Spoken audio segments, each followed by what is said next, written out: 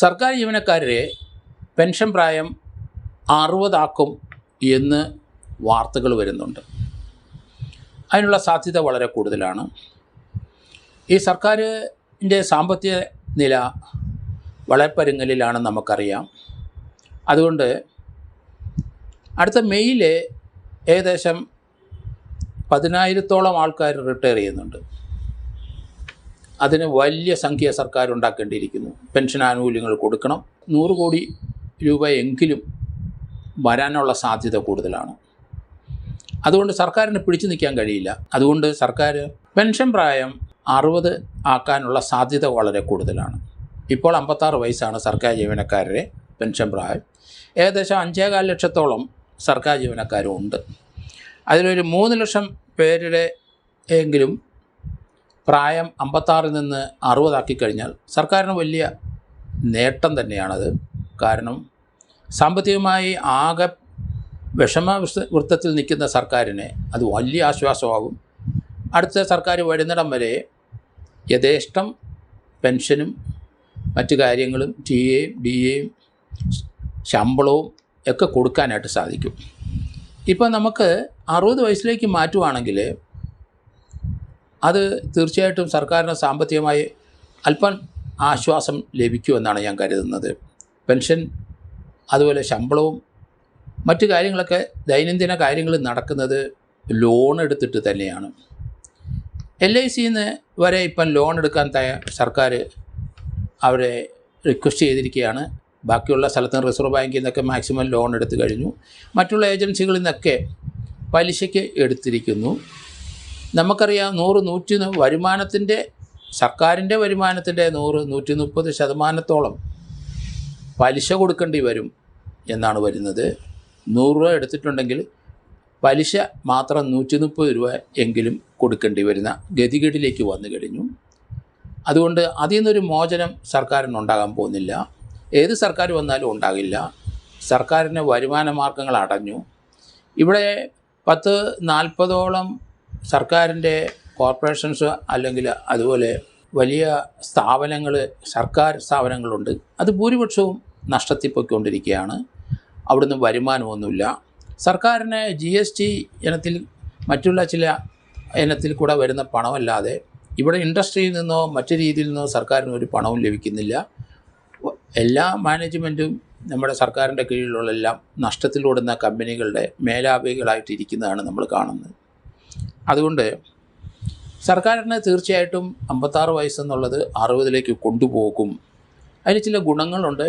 അതിനോടനുബന്ധിച്ച് ചില കാര്യം കൂടെ വരുന്നുണ്ട്. ആഴ്ചയിൽ 5 ദിവസത്തെ ജോലി ആക്കി സർക്കാർ ജീവനക്കാർക്ക് 5 ദിവസമാക്കി വെട്ടിച്ചുരുക്കി കഴിഞ്ഞാൽ മറ്റൊരു വളരെയധികം കാര്യത്തിൽ സർക്കാരിന് ലാഭങ്ങൾ കിട്ടും എന്നാണ് തോന്നുന്നത്. കാരണം ട്രാവലിംഗ് അലവൻസ് ഉദ്യോഗസ്ഥന്മാരുടെ അത് കുറയും. കാരണം ശനി ഞായർ അവർക്ക് വീട്ടിലിരിക്കാം, ആ ദിവസം ജോലിക്ക് വരണ്ട. ആ ദിവസം കൂടെ ചേർത്ത് പലപ്പോഴും TA അവർക്ക് ലഭിക്കുന്നതിനും അതിൻ്റെ അനുബന്ധിച്ചുള്ള DA ലഭിക്കുന്നതിനും ഇനി അത് സർക്കാരിന് കുറച്ച് ലാഭം ആ കാര്യത്തിലോട്ട് വരും. അതുപോലെ തന്നെ സർക്കാർ വാഹനങ്ങൾ ഓട്ടമില്ലാതെ വരുമ്പം തീർച്ചയായിട്ടും പെട്രോൾ ഡീസൽ ചെലവ് വളരെ കുറയും. വാഹനങ്ങൾക്ക് തീർച്ചയായിട്ടും മെയിൻ്റനൻസ് കുറയും. അതുകൊണ്ട് ആ രീതിയിൽ അല്പസ്വല്പം ലാഭം സർക്കാരിന് വന്നുകൊണ്ടിരിക്കും. പക്ഷേ വളരെ ഒരു വിഷമം വരാൻ പോകുന്നത് 56 വയസ്സിൽ റിട്ടയർ ചെയ്യുന്നവരെ 60 വയസ്സിലേക്ക് മാറ്റുമ്പം ധാരാളം ലക്ഷക്കണക്കിന് ജീവനക്കാർക്ക് ജോലി തുടരുന്ന കാരണം PSC പലരും ഈ ജീവനക്കാർ റിട്ടയർ ചെയ്യുമ്പം ആ വേക്കൻസിയിലേക്ക് പോസ്റ്റിംഗ് കിട്ടും എന്ന് പ്രതീക്ഷിച്ചിരുന്നവരാണ്. അതൊന്നും നടക്കത്തില്ല. കാരണം 56 വയസ്സ് എന്നുള്ളത് 60 ആക്കി കഴിഞ്ഞാൽ പുതിയ ജോലികളൊന്നും പുതിയ പോസ്റ്റിംഗ് ഒന്നും ഉണ്ടാകാനിടയില്ല. അതുകൊണ്ട് ഈ കുട്ടികൾ വിഷമിക്കും. പക്ഷേ അതിന് സർക്കാർ ഒരു കാര്യം ചെയ്തിട്ടുണ്ട്. PSCയുടെ അവിടുത്തെ അപേക്ഷിക്കാനുള്ള പ്രായപരിധി നമ്മൾ കഴിഞ്ഞ മാസം കണ്ടല്ലോ, അത് ഉയർത്തിയിരിക്കുന്നു. അത് 40 വയസ്സ് വരെ ഇനിയിപ്പം നമുക്ക് PSCയിൽ അപ്ലൈ ചെയ്യാം. റിസർവേഷൻ ഉള്ളവർക്കൊക്കെ 41-43 വയസ്സ് വരെയൊക്കെ പോകാം. അത് 36 വയസ്സിൽ നിന്നുള്ള 4 വയസ്സ് അവിടെ കൂട്ടിയിട്ടുണ്ട്.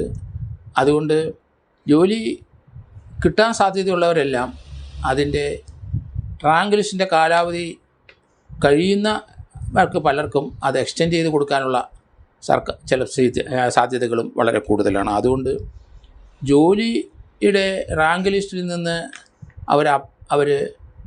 അവരെ ഒഴിവാക്കും എന്ന് പേടിക്കേണ്ട. കാരണം ആ റാങ്ക് ലിസ്റ്റിലുള്ളവർക്ക് തീർച്ചയായിട്ടും അത് എക്സ്റ്റെൻഡ് ചെയ്ത് സർക്കാർ കൊടുക്കുമെന്ന് എനിക്ക് തോന്നുന്നത്.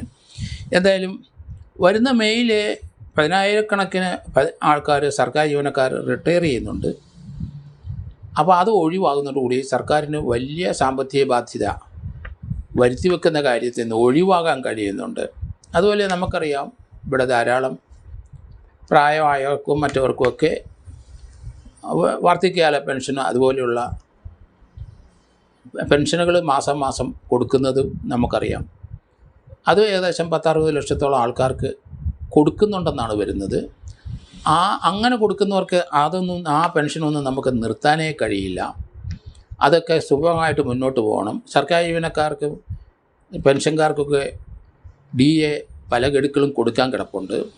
അപ്പം തീർച്ചയായിട്ടും ഈ റിട്ടയർമെൻറ്റ് നീട്ടിക്കൊടുത്തു കഴിഞ്ഞാൽ അതുകൊണ്ട് തന്നെ ആയിരിക്കണം സർക്കാർ പറയുന്നത്. കാരണം DA കുടിശ്ശിക വരുത്തിയതെല്ലാം ഈ ഗവൺമെൻറ് കൊടുക്കുമെന്ന്. അതിൻ്റെ കാരണം പെൻഷൻ പ്രായം 56 നിന്ന് 60 എത്തിക്കുന്നതുകൊണ്ടാണ് എന്നാണ് ഞാൻ കരുതുന്നത്.